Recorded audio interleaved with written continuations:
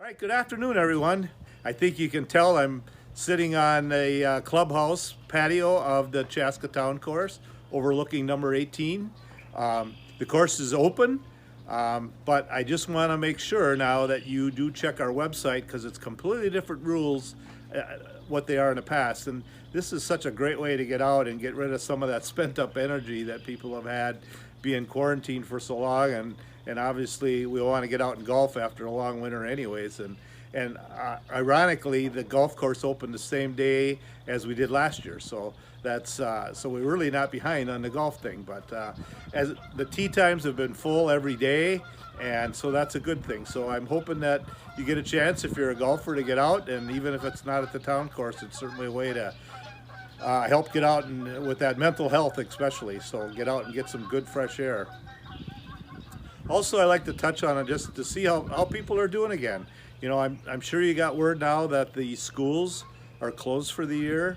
I believe that's going to add a lot of extra stress to families, knowing that there's going to be no longer any school this year, so that distant learning will have to go on through the rest of the year.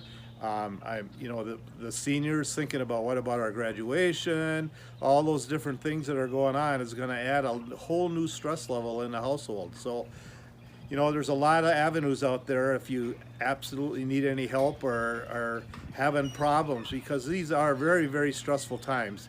And at the end of this video, there will be some links where if you need any help and in any way, shape, or form, please contact people and ask for help. Because like I said, these are very, very trying times. And kind of out of this, we have developed a new initiative, and it's hashtag Chaska Cares. And it's a new thing that we've talked about in our EOC meetings about what we can do for the short term, but how this can carry out in the long term. And out of these things that have happened we started, our first initiative was getting coloring activity books to the senior centers. The responses we've got have been absolutely tremendous. The birthday patrol, they've done over 90 events already, and the list is climbing fast, and it is amazing. I've had an opportunity to go on one, and the kids, we always talk about the kids are excited, but the parents are just as excited. We've done one for a 75-year-old resident that she thought it was absolutely the greatest thing that's ever happened. And Chaska Cares was able to be part of the Michael food distribution.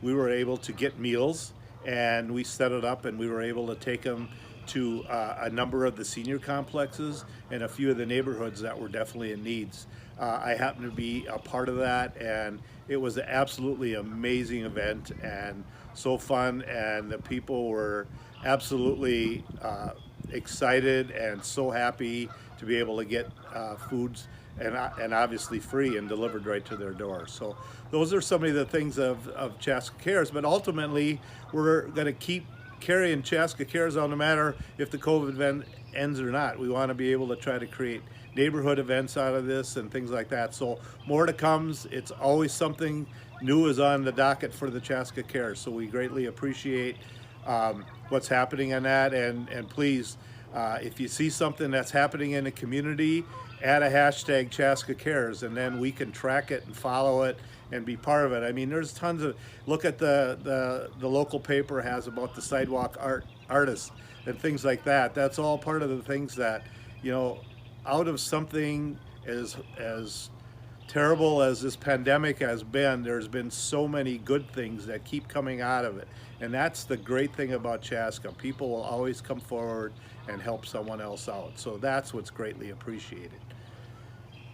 So the stimulus checks have started to arrive in a lot of folks' homes. I've been hearing people that have some interest about wanting to donate some money back. There are a lot of nonprofits around in the Chaska area that would love to take those donations from you. So please check our local nonprofits.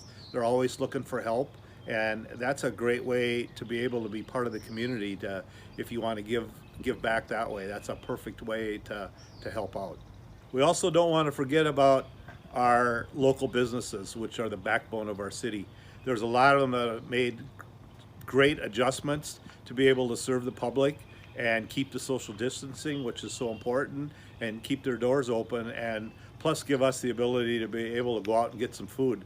I'm sure a lot of people are getting kind of tired of always cooking their own meals, so please check out your local establishments that are open. We do have a map on our website that kind of gives the sites and with addresses and phone numbers and things like that if you need to look for that to be able to find the hours of the restaurant that you're interested in looking at. So I greatly appreciate that, and don't forget, like I say, don't forget to support our local businesses. That is what makes Chaska who we are.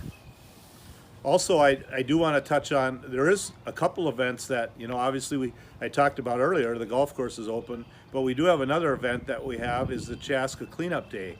We are still going to go ahead and proceed with that, and we're going to extend it. So this year it's going to be May 1st and May 2nd, and the drop-off site is Chaska Athletic Park. So please do not take anything to McKnight Park where we held it last year. It's all at Athletic Park, which is downtown Chaska. It's on the end of West 1st Street. And I'm sure these yards are going to be the best they've ever looked with everyone being home and having all this time to clean up, and we're expecting probably the largest event ever as far as the cleanup with all the work that's probably being done in everyone's yard. So please be courteous of the social distancing when we're down there. I think that there's plenty of room. Usually when we dump, it shouldn't be a problem, but we got to make sure that we keep and follow those rules, and that's so important. I think our social distancing at work, I think it's important that we need to keep that up, and it's, you know, we're patiently waiting for May 4th, but unfortunately I don't think a lot of things are going to change come May 4th.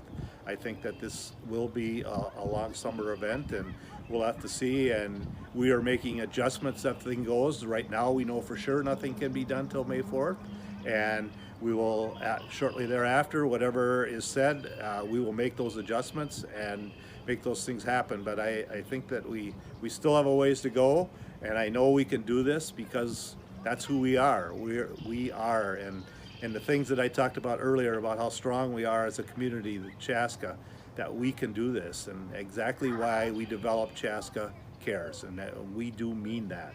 So I appreciate that, and thanks a lot for listening. And what's that, Kevin? What do you say it is? Hey, Mayor, it's your tea time. You're gonna get tea time. Oh, that's right. We got to hurry up because we don't have it. Everybody's on a strict timeline now. I got to get my hat, got my clubs, matching clubs. Hey, and thanks a lot for watching, and we'll see you soon.